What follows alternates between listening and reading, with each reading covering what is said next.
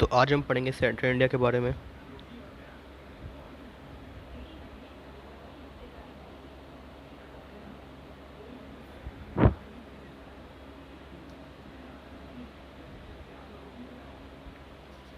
सबसे पहले हमारे चैप्टर के अंदर आता है कि सेंट्रल इंडिया के अंदर स्टेट्स कौन कौन से होते हैं। तो सेंट्रल इंडिया जो है वो लूजली डिफरेंट रीजन है इंडिया के अंदर, और पूरी से क्लियर डेफिनेशन नहीं कि कौन से स्टेट इसके अंदर ही आएंगे।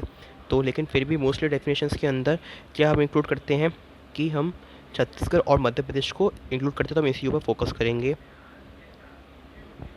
इकनॉमी देखते हैं इन रीजन की। तो इकनॉमी जो मध्य प्रदेश की वो 12% थी एनुअल के अंदर 2011 और 12 में मध्य प्रदेश को एक अवार्ड मिला था उस टाइम जो प्रेसिडेंट थे प्रणब मुखर्जी के द्वारा इन 2013 for improving it's tourism, medical and infrastructure growth. Chhattisgarh का जो nominal gross state domestic product है वो एस्टिमेटेड है अराउंड 3.26 लाख करोड़ के अराउंड इन 2018-19, और ये 17th लार्जेस्ट इंडियन इकोनॉमी है स्टेट्स के comparatively. The economy of Chhattisgarh recorded a growth rate of 6.7% in 2017-18। 6.7% का इसका जो था वो ग्रोथ रेट था इन 2017-18 के अंदर। लैंग्वेज यहाँ पे कौन कौन सी बोली जाती हैं, तो the reason is a part of Hindi belt and modern standard Hindi is predominant language. यहाँ पे मोस्टली हिंदी लैंग्वेज ही बोली जाती है क्योंकि हिंदी बेल्ट का ही एक पार्ट है इस पूरे रीजन के अंदर। Other Hindi belt languages such as Chhattisgarhi are also common regionally. Chhattisgarhi भी यहाँ पे बोली जाती है। बिसाइड इनके जो इंडो आर्यन लैंग्वेज है इनके द्वारा भी यहाँ पे द मुंडा फैमिली लैंग्वेज कोडकू जो है उसको भी यहाँ पे कुछ एरिया के अंदर बोला जाता है सेंट्रल इंडिया के। हिस्ट्री में देखते हैं कि इसकी कैसी हिस्ट्री रही है। The Holkars are powerful family of the Maratha empire were based out of the Indore.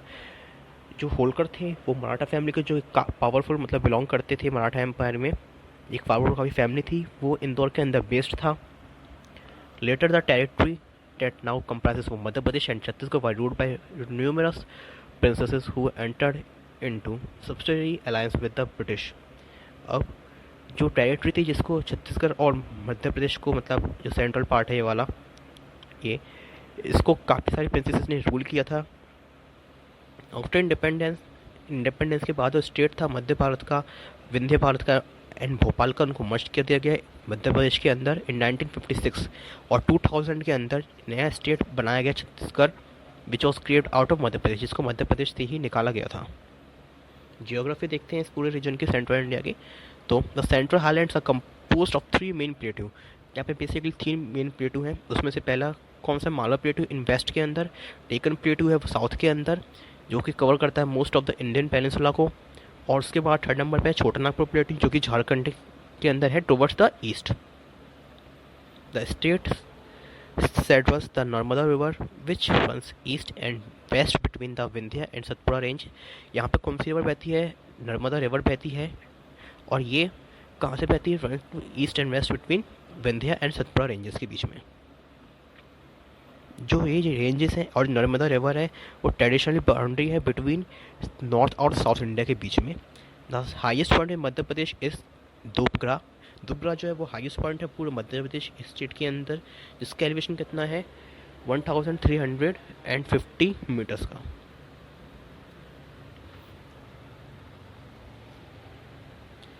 Chhattisgarh की जो टोपोग्राफी है वो इंक्लूड करती है landforms of mountain ranges, plateau regions and plains land areas. Chhattisgarh का जो स्टेट है वो इंडियन सब कॉन्टिनेंट के अंदर जहाँ पे आता है उसको एक सेपरेट स्टेट बनाया गया था 2000 के अंदर in the month of November.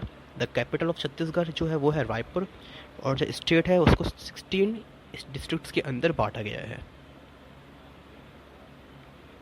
Important places कौन से हैं यहाँ पे सेंट्रल इंडिया के अंदर, तो इंदौर जो है वो सिटी है एक वेस्ट सेंट्रल इंडिया के अंदर, बेसिकली ये मध्य प्रदेश के अंदर सिटी है। It is known for 7 storey Rajwada palace and Lalbagh palace which dated back to Indore's 19th century Holkar dynasty. अब 19th सेंचुरी होलकर डायनेस्टी से रिलेटेड अगर करें तो राजवाड़ा पैलेस जो कि 7 स्टोरी बना और लालबाग पैलेस है, ये काफ़ी स्टोरी के इम्पोर्टेंट पार्ट है। होलकर रूलर जो थे उनको ऑनर किया गया था किसके द्वारा, उन्होंने काफ़ी सारे टोम्स वगैरह बनाए थे, अपने क्लस्टर ऑफ टोम्स बनाए थे।